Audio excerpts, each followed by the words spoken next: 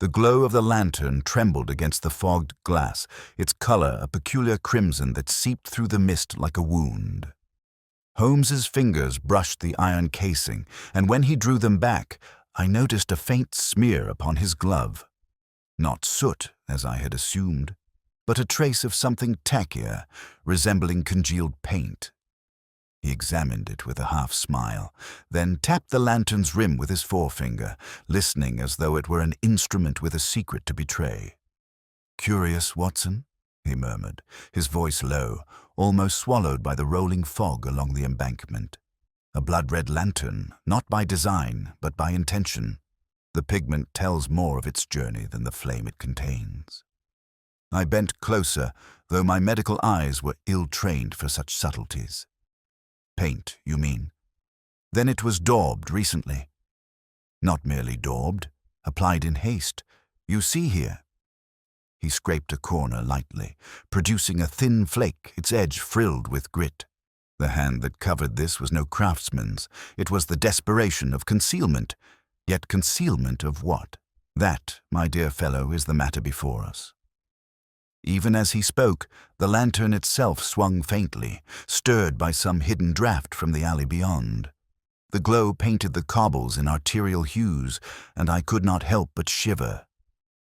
"This is the object that brought us out here at this hour?" I asked. Holmes's gaze flicked toward the end of the alley where Inspector Gregson's silhouette loomed. "Not merely the object, the dead man lying beside it.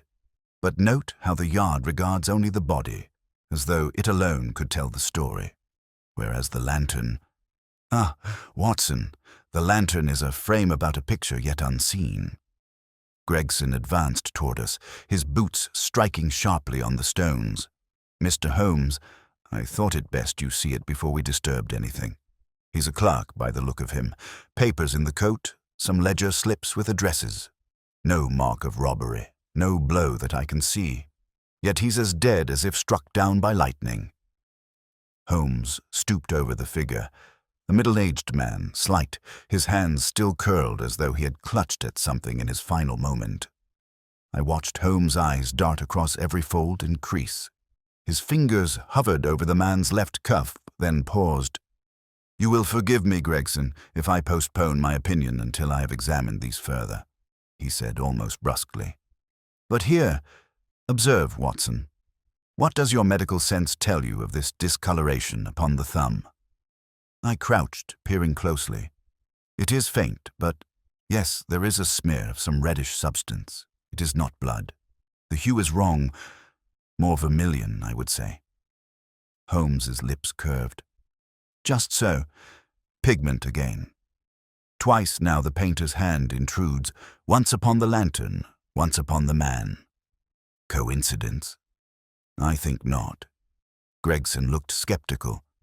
"You mean he was daubed with paint before dying? A queer business. Holmes, not one I can fathom." "Nor I yet," Holmes replied. "But we are in the presence of intention concealed beneath clumsiness, and where intention exists, there is always a path." He rose abruptly. "Let the body remain untouched until I return. Watson, we shall pay a visit to Charing Cross. There is a shop there whose ledgers may shed more light than this unfortunate's pockets." "But Holmes," I began, glancing again at the dead man's pale face. "No hesitation, Watson. Each minute that passes allows this pigment to harden. If we would read it, we must do so before it fades. Come." He swept off, leaving Gregson muttering in confusion. I followed, drawn onward by Holmes's uncanny certainty. The fog seemed to tighten about us, the red afterglow of the lantern lingering in my vision like a stain. When we reached the street, a hansom waited, the horse steaming in the chill. Holmes vaulted in, I after him. As the cab jolted forward, he leaned close, lowering his voice. "You noted the slips of paper in his pocket. Ledger fragments. They bore an unusual watermark. Not one Gregson would ever recognize, but one I've seen upon certain invoices in the city. We shall see soon enough who supplied the lantern and why the pigment was chosen." "Holmes," I said, "do you suspect the man was killed for what he carried?" I suspect he died because he knew too much of what was being carried, Holmes replied. He tapped the cab's side sharply, urging the driver on. The lantern is the frame, Watson, but the portrait it surrounds, that is what we must uncover. As the horse clattered into the night, the fog thickened, swallowing lamps one by one. Ahead, the cab's wheels splashed through a gutter and the driver cursed. Holmes pressed his lips together in that taut line I knew so well, his eyes already far beyond the moment. The wheels slowed at last before a shop front whose shutters were only half drawn. Holmes alighted without waiting, rapped thrice upon the door with his cane, and when it opened a crack, he murmured one name, low, deliberate, waited. The door creaked wider, and a shadowed figure beckoned us in. The shop smelled of turpentine and stale dust, as though pigments and solvents had seeped into the very beams. A narrow flame from a lamp on the counter flickered against racks of brushes and jars of powder, throwing long shadows that seemed to twitch across the shelves. Holmes stepped inside with no more hesitation than if he were entering Baker Street itself, though I noticed at once his gloved hand brushed a mark upon the doorframe, another smear, faint but visible in the lamplight, a reddish streak almost identical to that upon the lantern. Our host, a thin man with hollows about his cheeks, drew the door closed behind us. "You come late, Mr. Holmes," he said, his voice tremulous but not surprised. "The police were by not an hour ago. I knew you would follow them." Holmes ignored the remark. His gaze traveled swiftly across the shop, pausing at the jars upon the wall. "You stock vermilion," he said flatly. "Chinese vermilion, by the tint of that residue. Coarser than the English preparation, less pure, prone to darken under gas flame. A curious choice for a London lantern." The man's hands tightened upon the counter. "I sell what the trade demands. Painters, decorators, stage hands. Any may come." Holmes picked up a small jar, removed its stopper, and held it to his nose. "And certain clerks, perhaps. Did you know the gentleman who came here with a lantern casing?" I caught the flicker of panic in the man's eye before he composed himself. "I see many customers. A lantern? Why should I remember such a thing?" Holmes replaced the jar with care. "Because he lies dead by the embankment with your pigment upon his thumb. Because you allowed him to take away a preparation mixed too hastily, the grit still clinging to its edges. Because, my good fellow, only one jar on this wall bears precisely that contamination." His finger darted like a rapier toward a container half hidden on the lowest shelf. The shopkeeper made a half move as though to shield it, then sagged, defeated. "He came yesterday evening, asked for vermilion, no questions, just paid and left. I swear it, Mr. Holmes, I know no more." "Yet you remember him?" Holmes pressed. "Yes. A clerk, I thought. He had ink upon his cuffs, carried a satchel, spoke little. Nervous, glanced at the door as though pursued. That is all." Holmes's eyes gleamed. A satchel indeed. Gregson noted only papers in the coat. Then the satchel is missing. He turned to me abruptly. "You perceive the seam, Watson? The frame is widening." I hesitated. The satchel may have been taken by his assailant, or lost in the flight. Holmes gave a short nod. "Just so.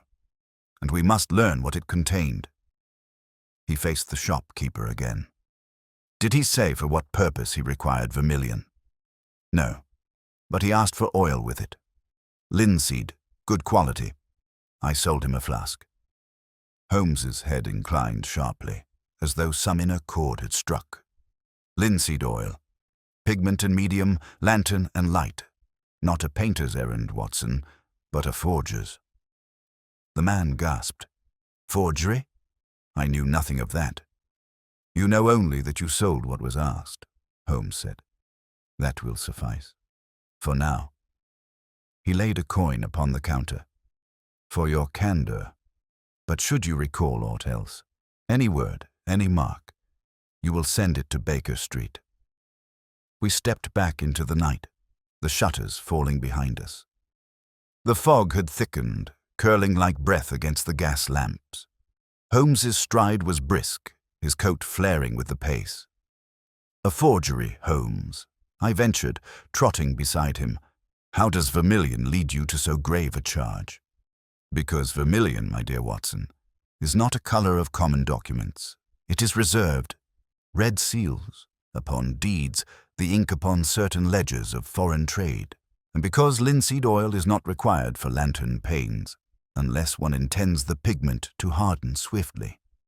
No, our clerk was set to imitate a mark, perhaps to reproduce a seal whose very shade might betray the hand. That, I think, was the object of his errand." I felt a thrill of unease. "And for such a deed he has paid with his life." Holmes did not answer. His gaze roved the street as though already searching for the next link. We had nearly reached the main thoroughfare when a hansom drew abreast, the driver calling down, "Mr. Holmes, a message for you." The man leaned and passed a folded slip into Holmes's hand. My friend broke the seal and read swiftly, his eyes narrowing. "From Gregson," he said at last. "They have searched the clerk's lodgings. The satchel is not there, but in his desk they found an unfinished letter addressed to—" He paused, then snapped the paper closed. "No, Watson, better that you see with your own eyes. To the man himself we must go." "And who is that?" Holmes hailed the cab, ushered me in, and gave the driver an address. As we lurched forward, he added only, "A name written half across the page." The ink trailed off before the stroke was complete, but the beginning was clear enough. "A certain Mr. Armitage of the Custom House." The words struck me like a pistol crack. The Custom House, where the great ledgers of import and duty were kept, and where fortunes might turn upon the authenticity of a single stamped mark. Holmes leaned back, the slip still between his fingers, his expression unreadable. "The lantern was but the outer casing, Watson. Now let us see the light it was meant to conceal." The cab wheels clattered on, and through the fog I saw the looming outline of the Thames warehouses, their bulk dark against the gaslit river. Somewhere ahead, the Custom House awaited, and with it, perhaps, the secret that had cost a clerk his life. The Custom House loomed before us, its colonnaded front ghostly in the rising fog, the lamps along its steps glowing faintly as though submerged beneath water. The cab halted, and Holmes sprang down with his usual energy, though his eyes never ceased their restless searching of shadow and detail. I followed, and in doing so my boot brushed a scattering of grit upon the stone stair, dark grains with a faint metallic glint. I stooped, rubbed them between finger and thumb, and found them oddly sticky. "Holmes," I murmured, "there is some residue here. It adheres, almost like fine filings mixed with oil." He crouched at once, examining the dust by the lamplight. "Excellent, Watson. Not dust, but red lead ground fine. You see how it clings? It is the very binder of certain sealing compounds. Our errand grows clearer by the minute." Before I could ask more, the heavy door swung inward, and a porter, lantern in hand, eyed us with suspicion until Holmes produced his card. "Mr. Armitage," he said crisply, "we are expected." The man's reluctance gave way to resignation, and he led us through the echoing hall toward a chamber lined with shelves of immense volumes.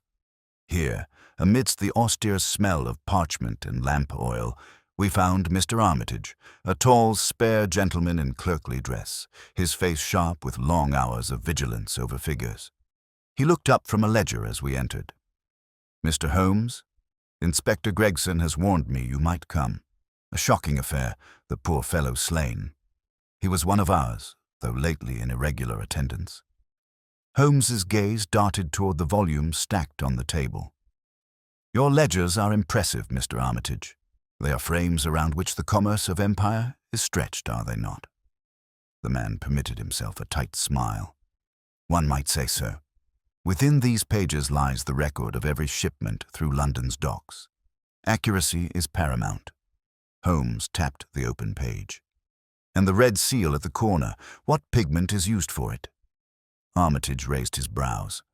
Red lead with vermilion admixture, fixed with oil. The precise shade is regulated, lest forgeries be attempted. You may be surprised how often smugglers try their hand. Surprised? No, Holmes replied, but interested.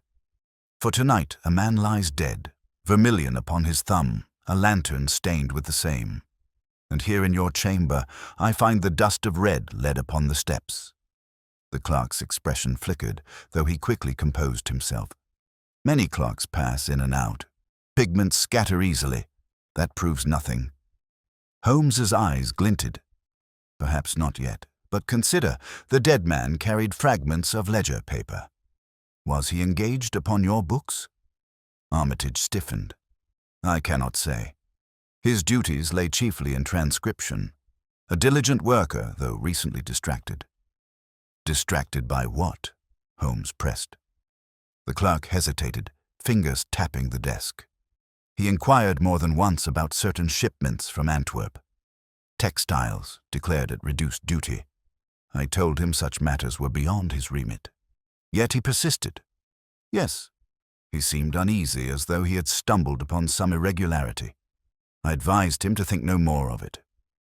Holmes's gaze sharpened, though his voice remained mild. And did he? I believed so, Armitage said shortly. Until now. Holmes turned away, examining the seals upon the ledger volumes with minute care. Watson, he said softly, do you observe how this impression varies from the last? The line of the stamp is blurred, the pigment darker. I bent close. Indeed, the edges are less distinct. One might almost think it pressed by another hand. Armitage flushed.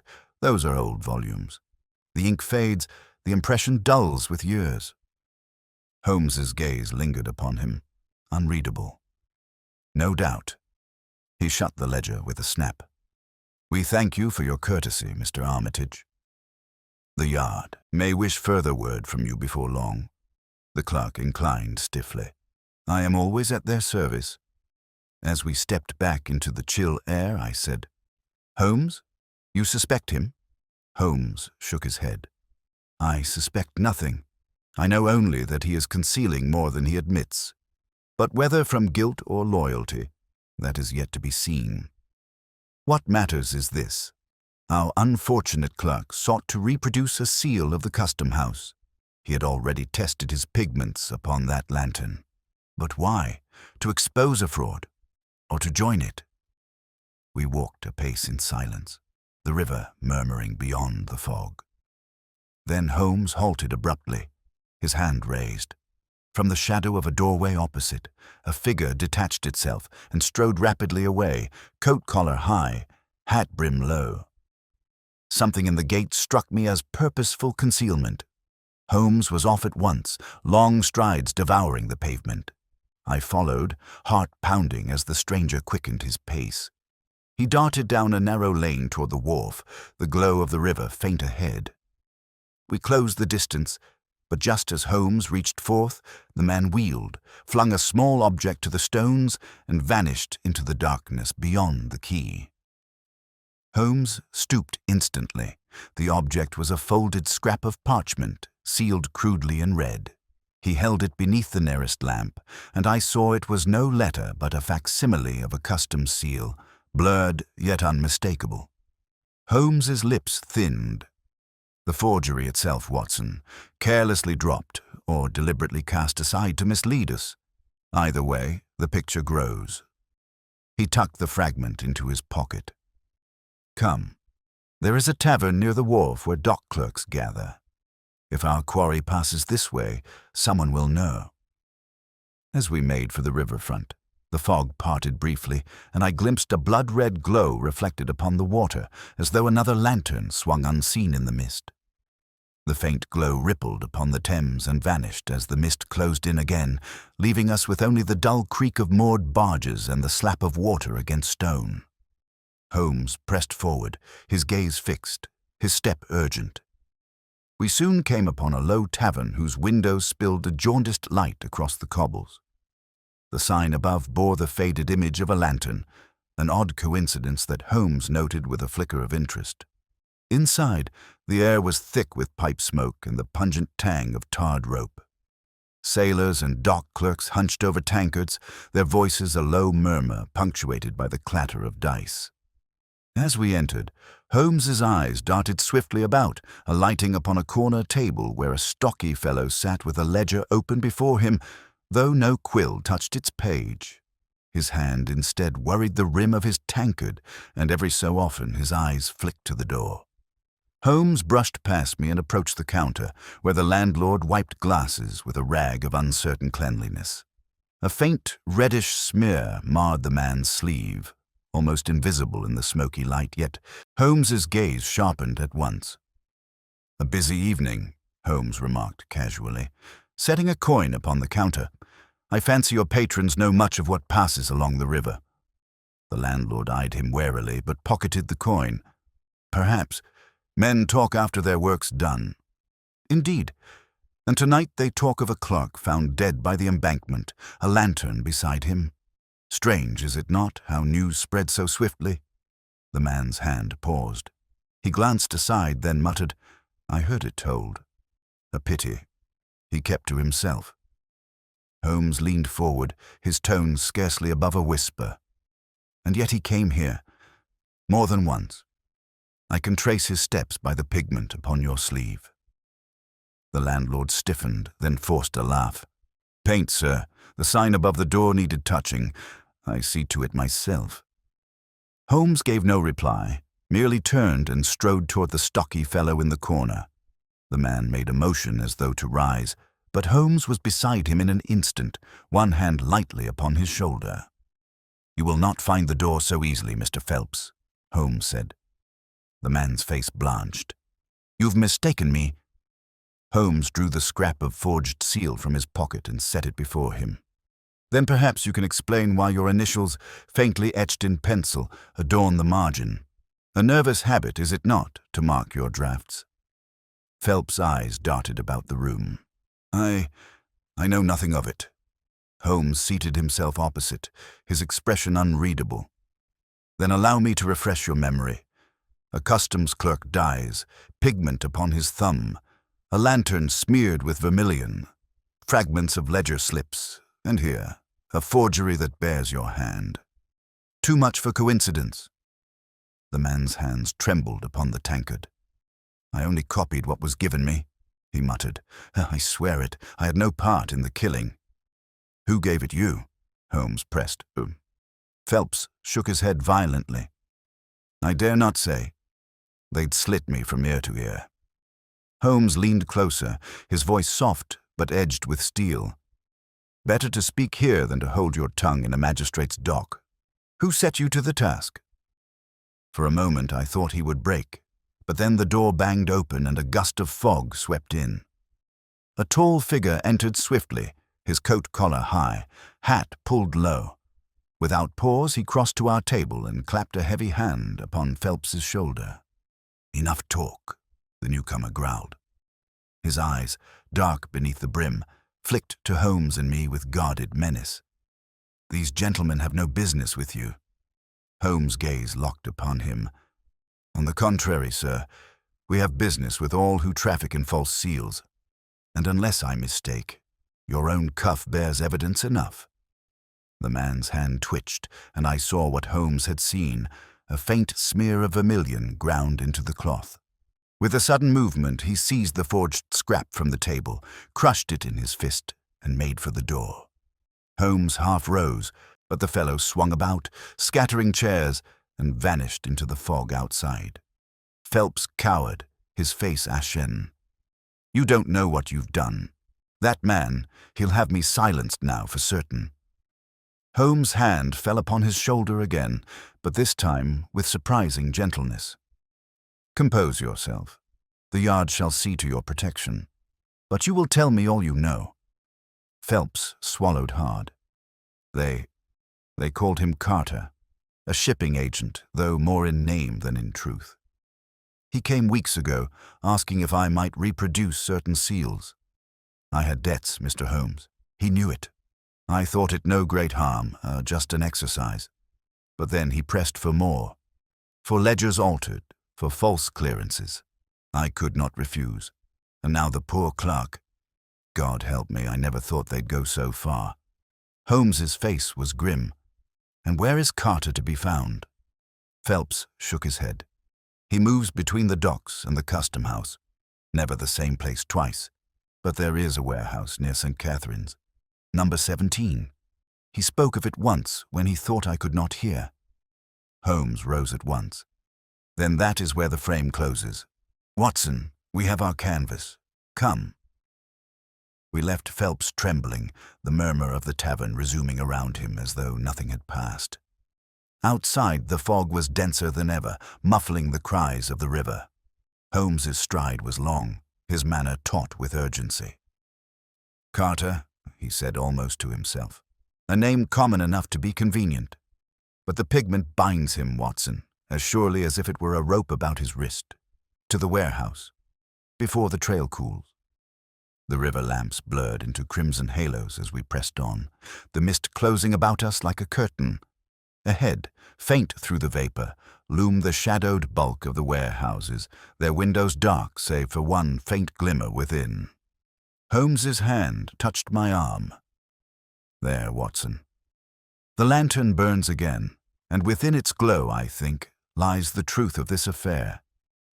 The glow bled through the cracked shutters, wavering as figures moved inside.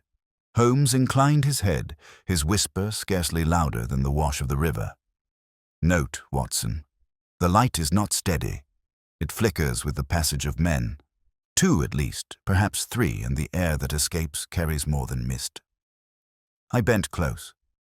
Indeed, the faint draught bore with it an odor acrid and unmistakable, linseed oil mingled with a sharper tang, the metallic bite of red lead ground fine. The same mixture as the lantern, I murmured. Just so? They test their forgeries even as we stand here. Come, let us confirm it. Holmes guided me to a narrow gap where a board had warped. Through that chink I glimpsed a table under the ghastly red lantern. 2 men were bent over sheaves of paper, one broad-shouldered, his movements deliberate and forceful, the fellow we had seen in the tavern, Carter beyond doubt.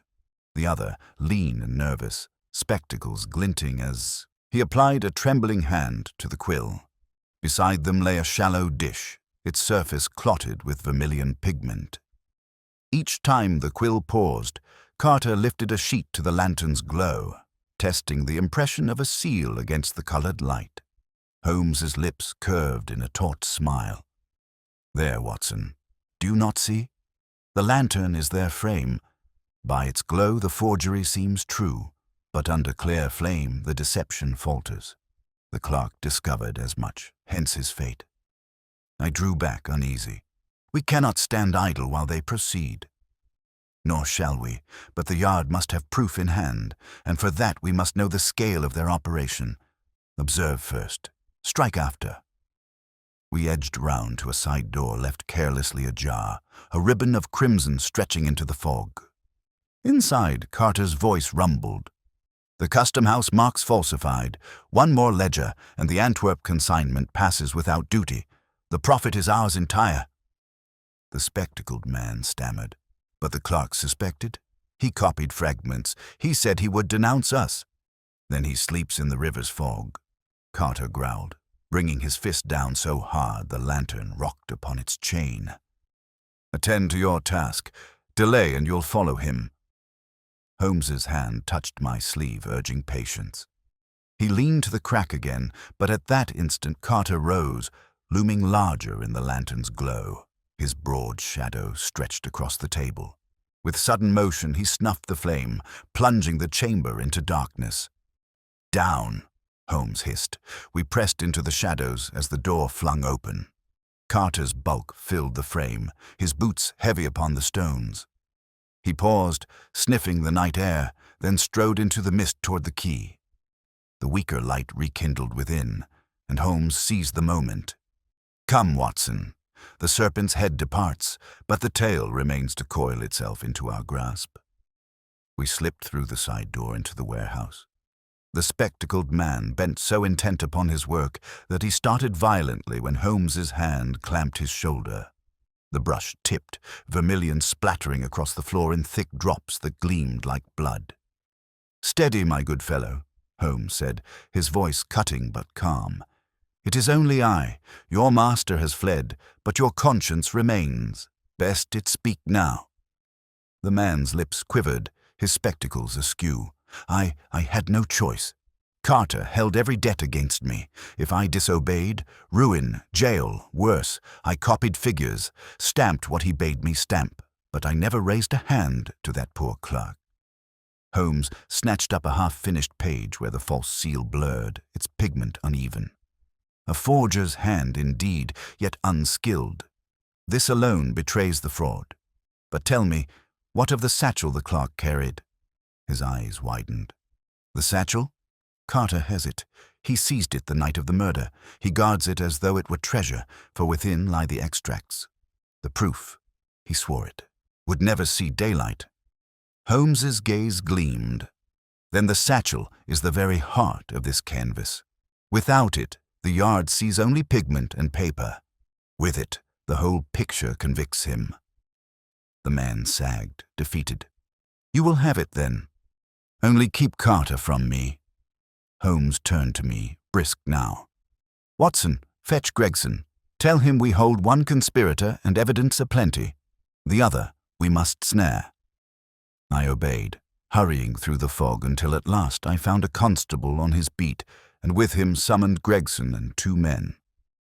By the time we returned, Holmes had the forger seated and cowed, his trembling hands still stained vermilion. Gregson gave a low whistle as he surveyed the papers. "By thunder, Holmes, you've uncovered a fine scheme. False seals for every ledger that passed, smuggling on a scale to beggar the docks." Holmes inclined his head slightly. "Yet the portrait is unfinished. Carter roams free, the satchel in hand. But mark this. The lantern is no mere light. It is both their signal and their test, the very frame by which they measure their deceit. Until we unravel its role entire, we hold but the outline." Gregson snapped to his men. "Search the key.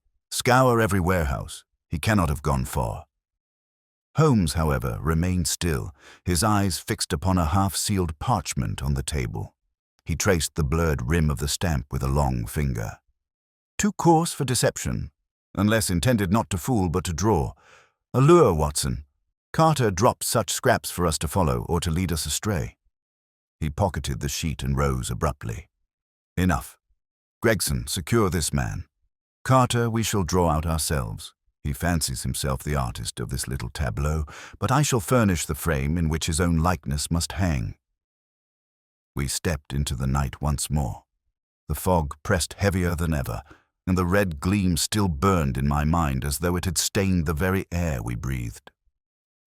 Holmes walked quickly, his head lowered, his coat whipping about his legs. "The satchel, Watson," he said at last. "That is his anchor.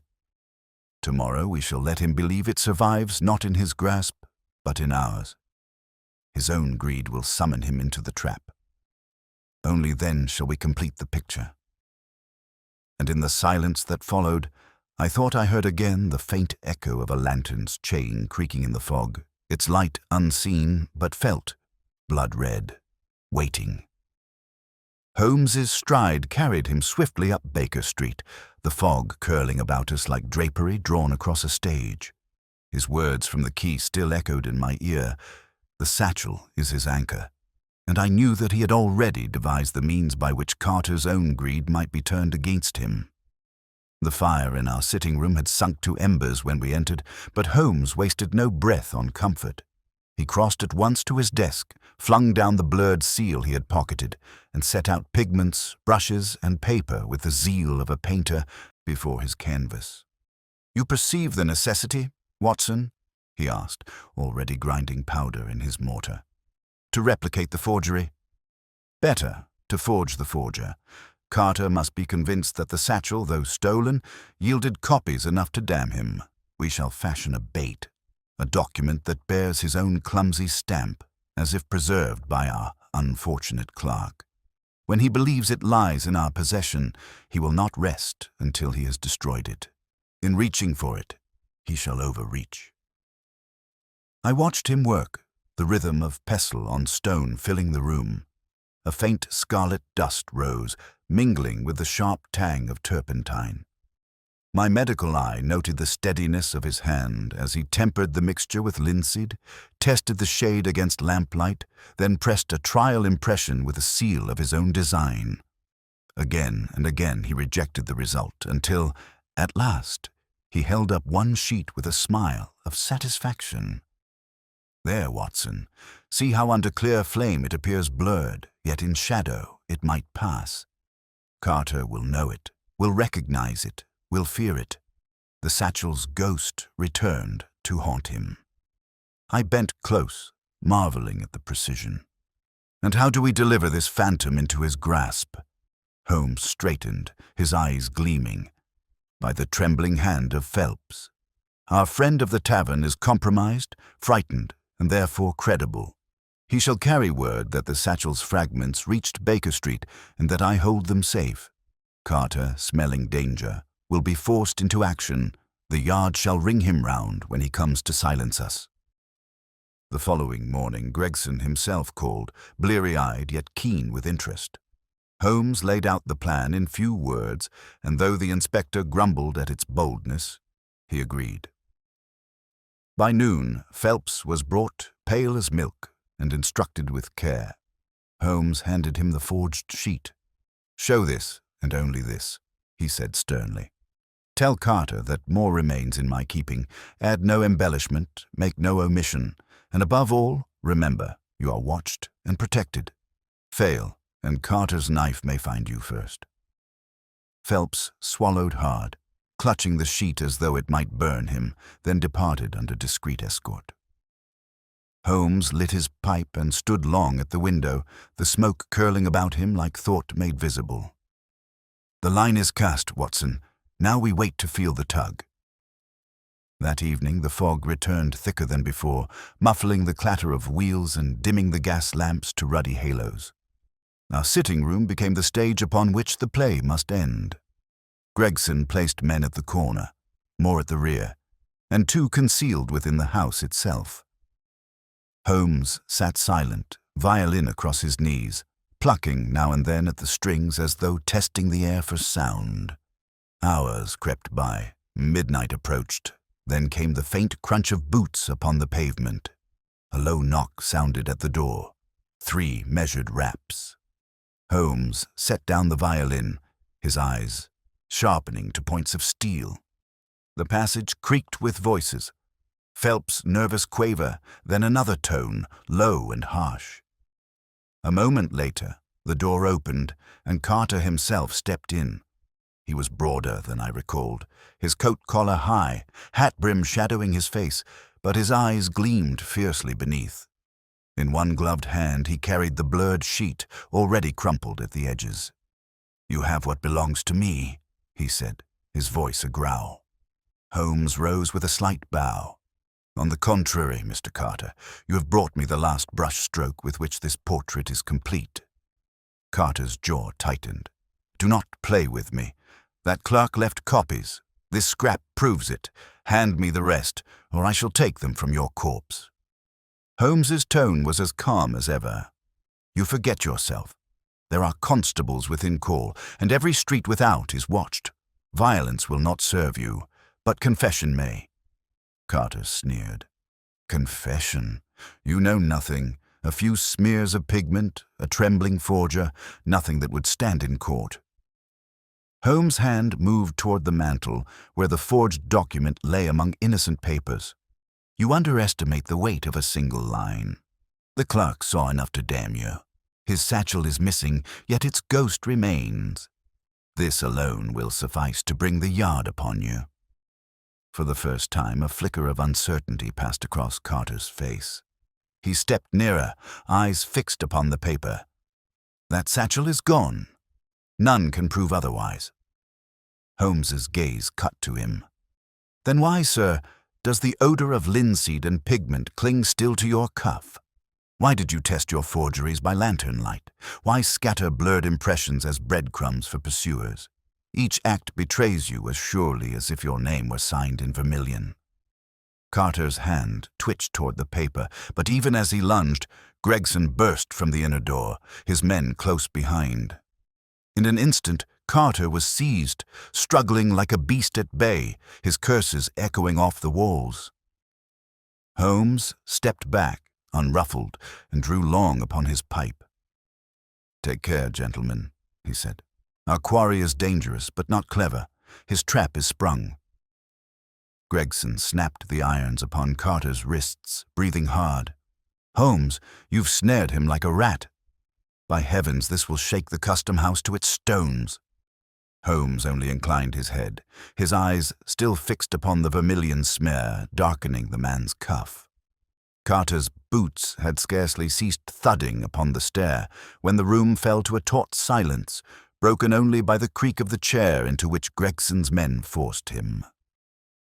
The satchel, pried from its hiding place, lay upon Holmes's table like some grim relic. The man snarled, but Holmes gave him not so much as a glance. His long fingers drew back the clasp, and within, folded slips lay in ordered rows, faintly rimed with vermilion dust. "Watson," he murmured, his voice low yet charged.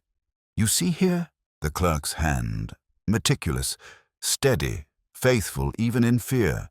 He framed the fraud line by line. It was this devotion that cost him his life.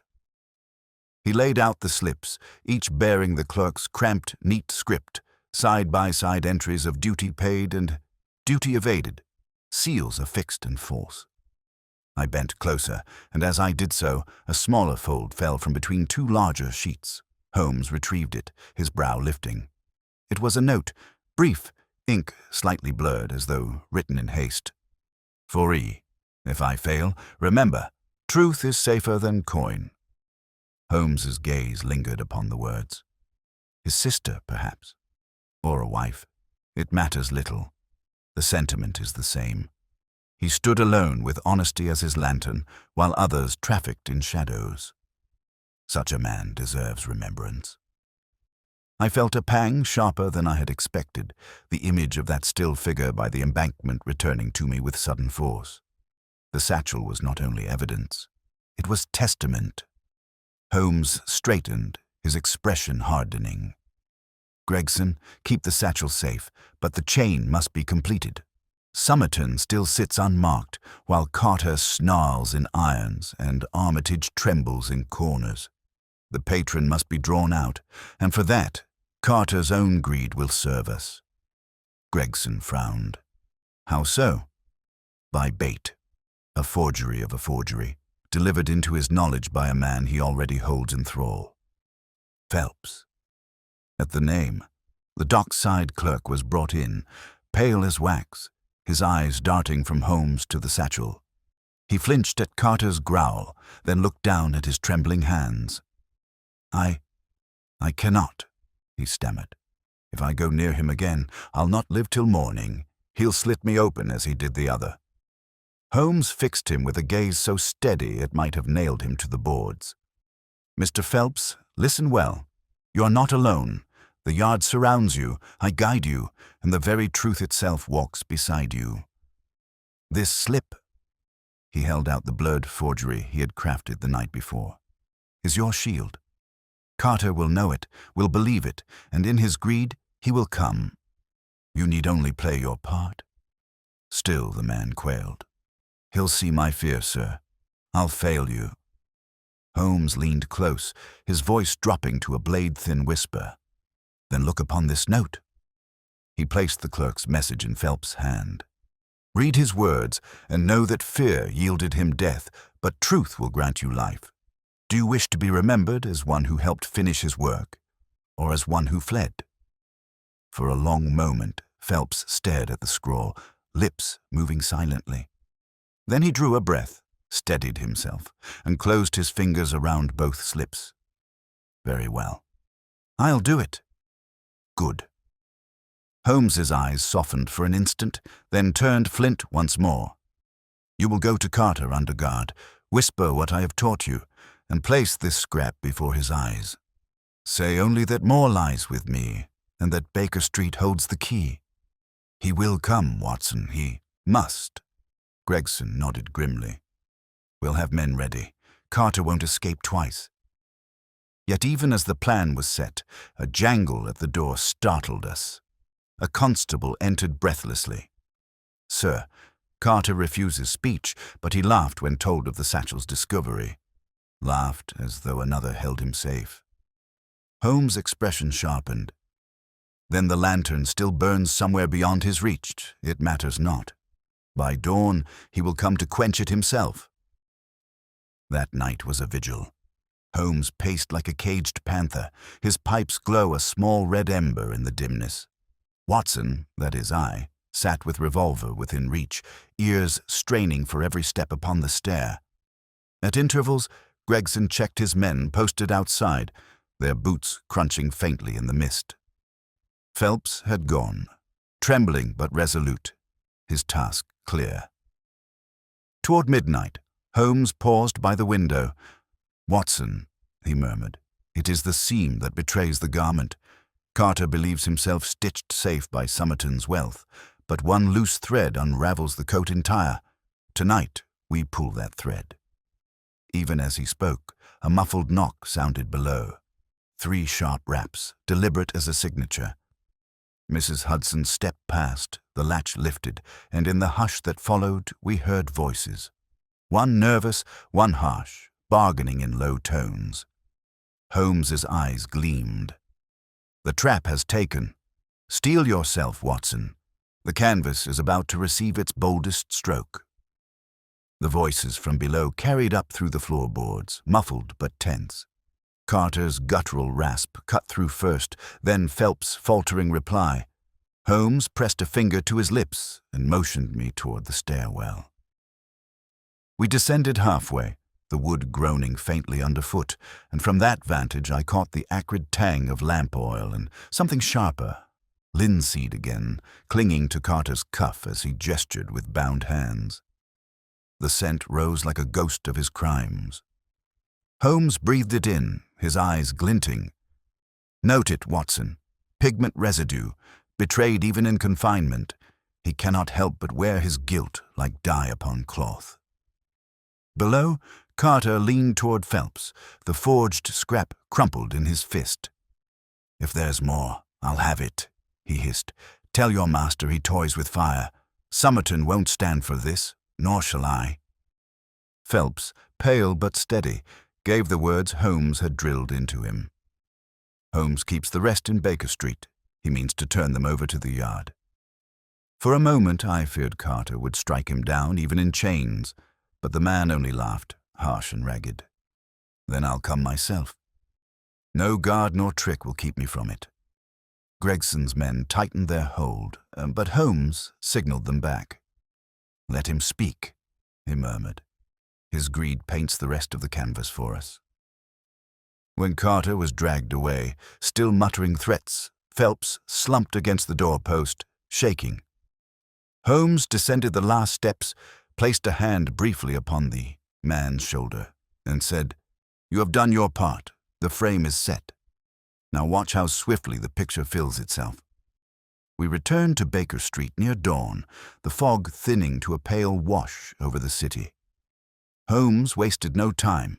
He spread the clerk's slips once more upon the table, aligning them with the precision of a painter laying strokes across the canvas. His gaze lingered on the final, incomplete note, the curve of the letter S trailing into blot. "Somerton," I said softly. "Indeed," Holmes replied. "And yet not merely Somerton. Armitage, Carter, Phelps even, each a brush in a greater hand. But the design, Watson, the composition, that belongs to Somerton alone. He believed himself safe within the gallery of commerce, admired by peers, shielded by wealth. Yet one blurred line reveals the forgery, and soon the gallery shall see it unmasked." Gregson entered then, weary but keen. "What's the next move, Holmes? We've Carter and Armitage. Do we wait for Somerton to stumble?" Holmes shook his head. "No, Inspector.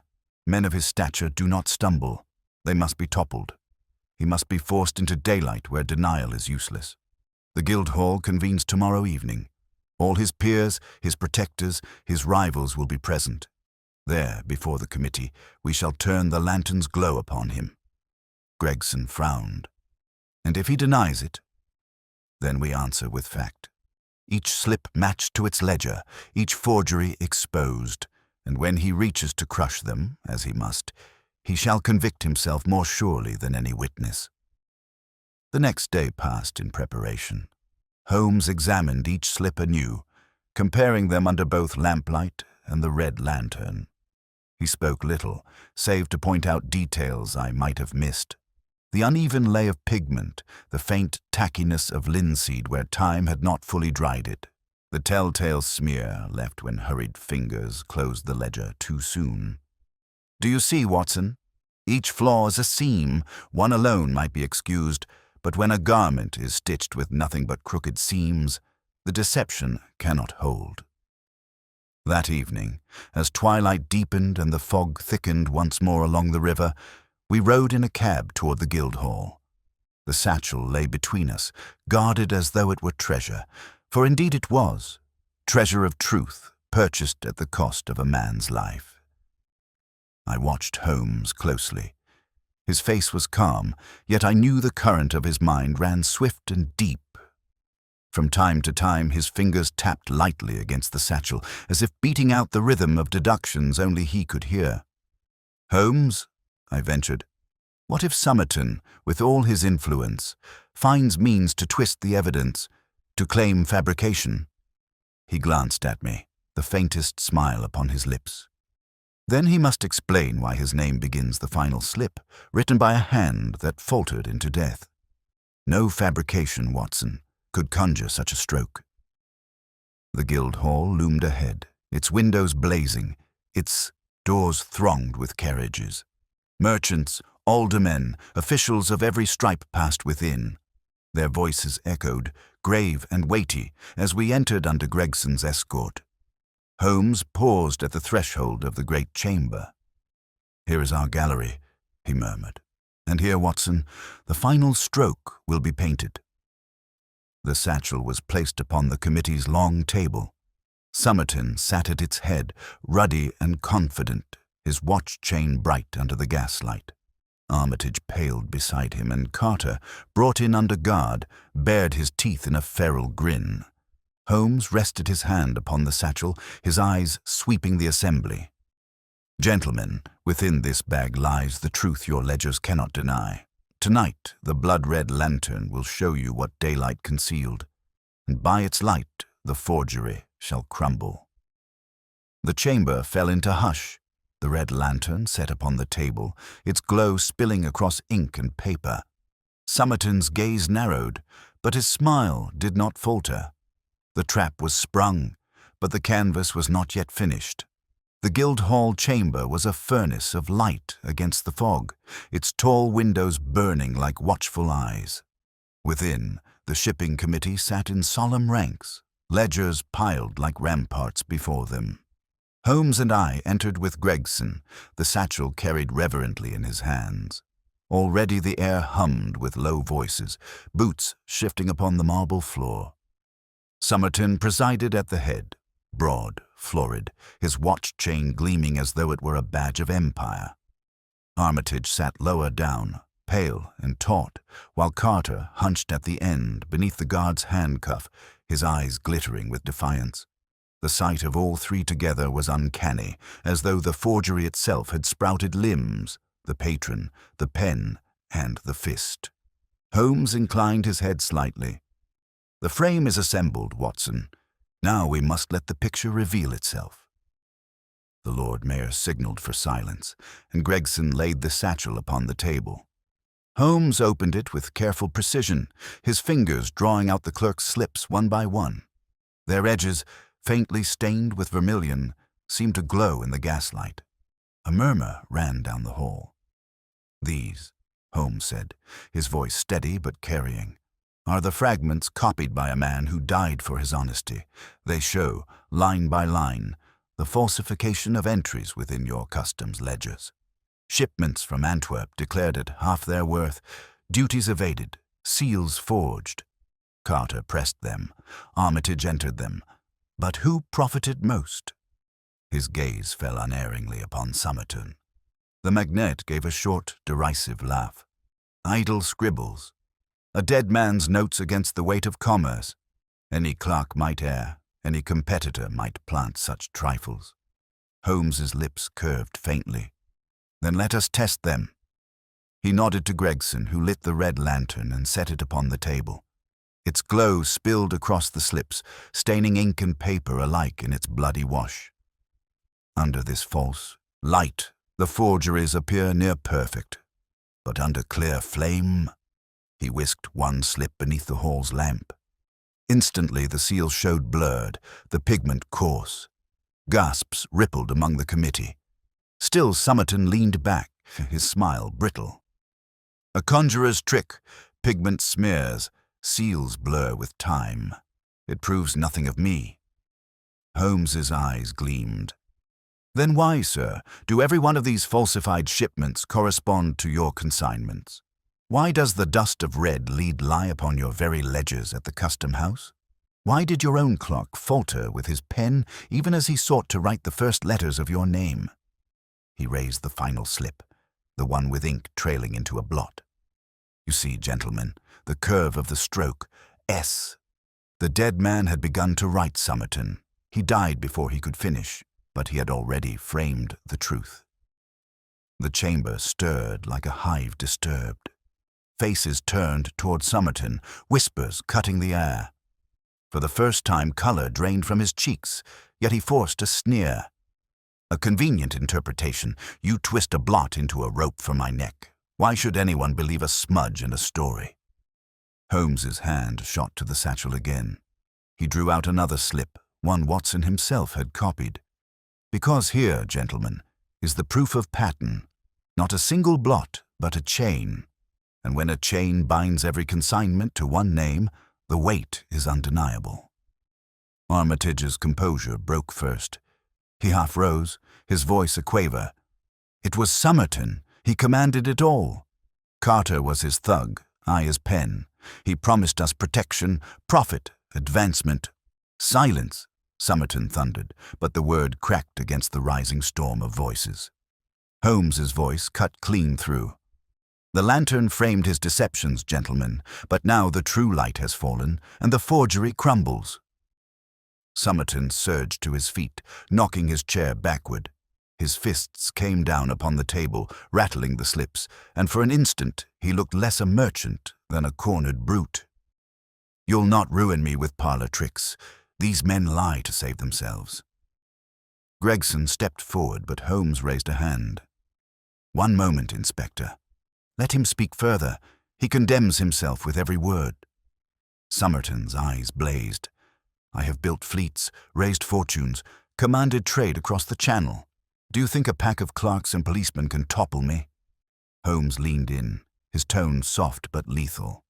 No, Somerton, not clerks and policemen. A single blurred line. That is all it took. The magnate faltered, his mouth working soundlessly. Then he lunged for the slips, as though to crush them in his hands, but Gregson's men seized him, the irons clamping shut with finality. A roar of outrage burst from him, echoing under the vaulted roof, but it died swiftly in the press of constables dragging him back. The chamber erupted, voices raised, chairs scraping, papers fluttering like startled birds. Through the tumult, Holmes remained composed, extinguishing the lantern and closing the satchel with deliberate calm. He turned to me with quiet satisfaction. The frame is filled, Watson. The picture is complete. Fraud, forgery, and murder, exposed by pigment, by paper, by a man's honesty, and all brought to ruin by the very lantern meant to conceal. Gregson clapped him on the shoulder, flushed with triumph. By thunder, Holmes, you've done it again. The Yard could never have touched him without you. Holmes allowed himself the faintest smile.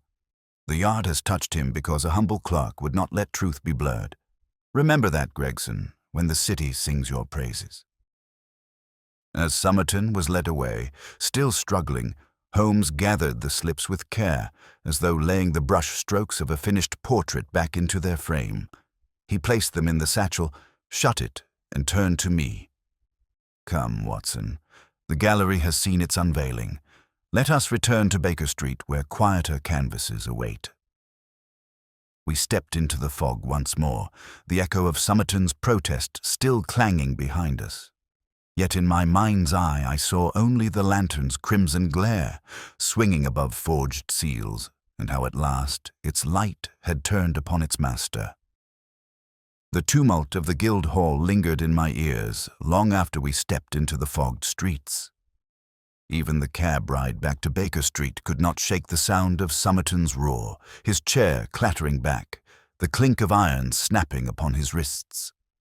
Holmes sat silent, the satchel upon his knees, his gaze fixed upon some inner gallery of thought. For the next 2 days, London buzzed like a hive disturbed. Newspapers blared with headlines. Magnate arrested in custom scandal. Forgery exposed at Guildhall by Mr. Sherlock Holmes. Fraud, murder, and the blood-red lantern. Yet Holmes ignored the broadsheets entirely, pacing the sitting room with pipe in hand, his eyes forever returning to the satchel on the table. "It is the true portrait," he murmured once, the hand of a humble clerk outshining the brush of wealth. Without his slips, Watson, Somerton might have strutted unmarked till his death. On the 3rd morning Gregson arrived, his boots heavy with fatigue but his eyes gleaming with triumph. "The hearing was held in Westminster this morning. I thought you'd wish to know, Holmes." Holmes looked up, and Somerton tried denial at first, as you foretold. But the magistrate had the satchel laid out slip by slip. Armitage testified, every line of forgery traced back to Somerton's consignments. Carter, in his fury, shouted the name himself. When the lantern was shown, the magistrate declared it a device fit only for rogues. Somerton broke then, railing against the court, calling it a farce. It only sealed his fate. Gregson's face grew solemn. He will stand trial for fraud, conspiracy, and the death of the clerk. I dare say Newgate shall have him within the month. Holmes nodded once. "Justice, then, not swift but certain?" I asked. "And what of Armitage and Carter?" "Armitage will serve years, perhaps more. His confession spared him the rope. As for Carter, he shall swing, mark my words." The magistrate all but said it. Brutality such as his leaves no quarter. Holmes' lips pressed tight, neither gloating nor mournful. Only his eyes, fixed upon the satchel, betrayed the thought within. That afternoon he permitted me to accompany him to the hearing chamber. The committee sat in reduced dignity, their ranks thinned by scandal. The satchel lay upon a central table, guarded as though it were crown jewels. Each slip was handled with care, the clerk's cramped script drawing every gaze. There was no doubting the hush that fell over the chamber as the final, incomplete note was read aloud. "S." Holmes spoke but little. Only once did he interject, pointing out the blurred seal, the linseed tackiness, the dust upon Somerton's cuff. His words were clipped, factual, each a nail in the coffin of denial. As we left, I saw 1 or 2 merchants shake Holmes's hand with fervent gratitude. Another muttered darkly about meddling. Holmes, for his part, ignored both praise and scorn. "The canvas is not mine," he said as we stepped into the chill air. "It was painted by another hand at greater cost than mine could ever bear." That evening, back at Baker Street, Holmes allowed himself a rare moment of reflection. He set the red lantern upon the mantel. Its glass was dulled now, the flame extinguished, but still I felt its presence, ominous, accusing. "Watson," he said quietly, "do you observe how often men build frames about themselves? Somerton framed himself with fleets, wealth, reputation, yet the slightest blurred line within that frame was enough to reveal the forgery. The clerk framed himself only with truth, and though it killed him, it also outlasted the rest." I replied, "And you, Holmes? How are you framed?" He smiled faintly, the violin bow balanced across his knees.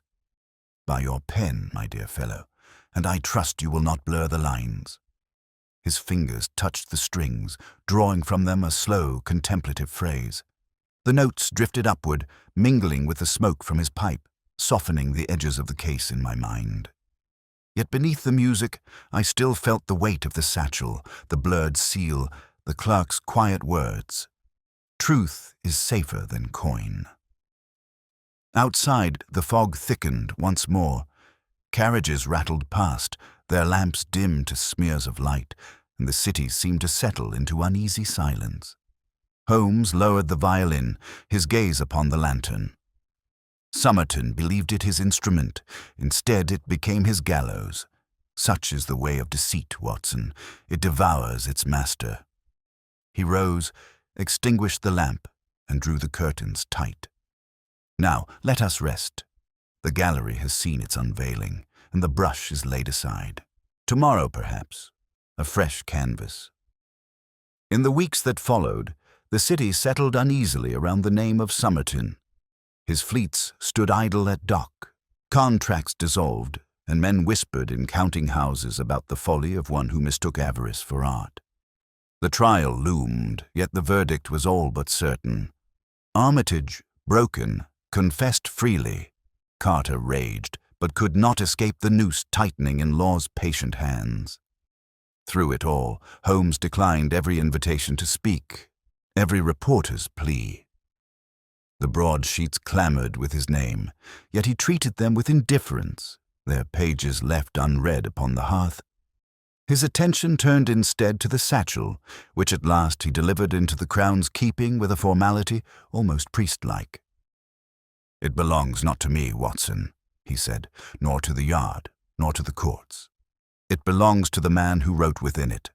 That is his memorial, and in those cramped lines he stands taller than all Somerton's towers of trade." One grey morning we walked together to Kensal Green. The clerk's funeral was poorly attended, 2 relatives in mourning garb, a handful of Custom House officials, and ourselves. The wind swept through the stones, carrying a drizzle fine as breath. Holmes stood bareheaded, the red lantern absent now, yet I thought I saw its ghost flicker in his eyes as the coffin lowered. When the last spadeful fell, Holmes placed a slip upon the mound. Not one of the forgeries nor the final, incomplete note, but a line copied in the clerk's careful hand. 2 entries side by side, truth beside falsehood, like mirror and shadow. "A man who drew such lines deserves remembrance," Holmes murmured, "for in every forgery he revealed, he also wrote himself." We walked back in silence. That evening, by the fire, Holmes was more contemplative than usual. The violin lay idle, the bow untouched. Instead he smoked, long fingers steepled, eyes fixed upon the window where fog pressed in soft waves against the glass. "You see, Watson," he said at length, "the world is a gallery hung with frames. Men think to gild theirs with gold, to dazzle with color, to hide flaws beneath varnish. But a single blurred stroke betrays the forgery. Somerton framed himself richly, yet his canvas crumbled at a touch. Our poor clerk framed himself only with truth, and though death took him, his picture endures." He drew deeply on the pipe, exhaling a slow plume. "That is the paradox of deceit. It devours its master, while honesty, though fragile, outlives." I could not help but feel a swell of admiration and melancholy mingled. "And you, Holmes? You are the one who brings such pictures into light." He waved the remark away, a faint smile ghosting across his lips. "I'm only the lamplighter, Watson. The lantern burns red for some, but my task is to set it clear. Others provide the canvas." As the clock struck midnight, the bell downstairs rang. Mrs. Hudson's step hurried, and presently she brought up a telegram sealed in blue. Holmes slit it open with a flick of his knife, read, and handed it across. "Urgent. Disappearance of portrait at Norfolk Manor. Request immediate assistance. Lestrade." Holmes' eyes gleamed with that familiar spark, the restless fire that no completed case could quench. He leaned back, pipe between his fingers, and said, "Pack your revolver, Watson. The canvas of crime never stays empty long. And so, with the red lantern extinguished at last, we turn toward another mystery already waiting beyond the fog.